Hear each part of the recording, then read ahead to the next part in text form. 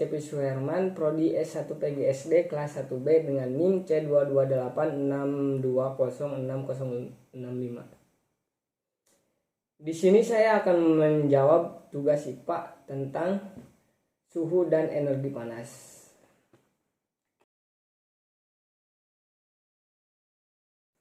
Selamat pagi anak-anak.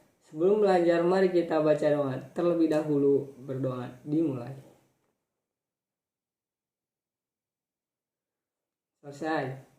Nah, anak-anak, sekarang kita akan belajar tentang kenapa satuan suhu menggunakan satuan suhu yaitu derajat dan satuan suhu itu sendiri. Contohnya 100 derajat Celcius. Apakah ada yang tahu? Nah, kalau tidak ada yang tahu, Bapak akan menjelaskan. Simak Bapak dengan baik.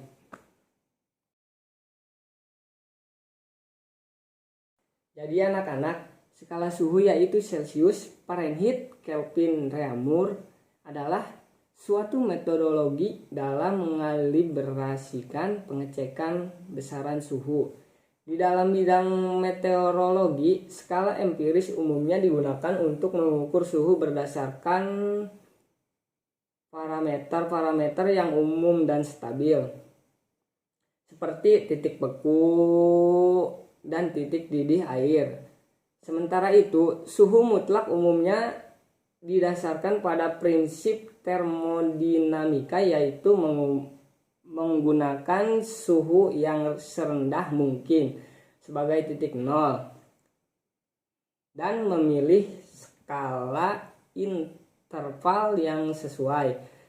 Sementara derajat merupakan rendah atau tingginya suhu tersebut. Semakin tinggi suhu akan semakin panas dan semakin rendah suhu akan semakin dingin.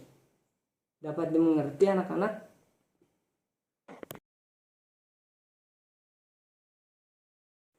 Nah, sekarang anak-anak kita lanjut ya.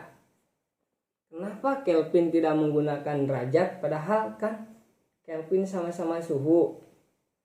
Bapak sekarang akan menjelaskan.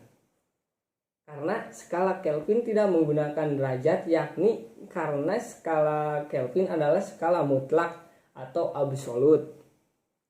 Yang berarti skala Kelvin menggunakan nol mutlak, kondisi ketiadaan energi termal di dalam suatu sistem sebagai titik nolnya 0 Kelvin. Dapat dimengerti?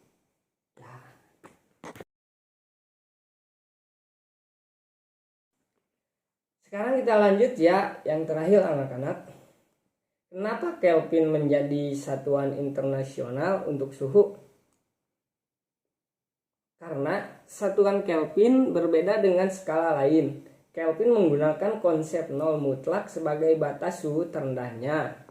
Nah, karena Kelvin tidak mendasarkan suhu mutlak pada zat tertentu, maka satuan ini digunakan sebagai satuan standar internasional. Dapat dimengerti anak-anak semuanya? Ya. Kalau dapat dimengerti, sekian video tugas IPA dari saya. Assalamualaikum warahmatullahi wabarakatuh. Yes, ya.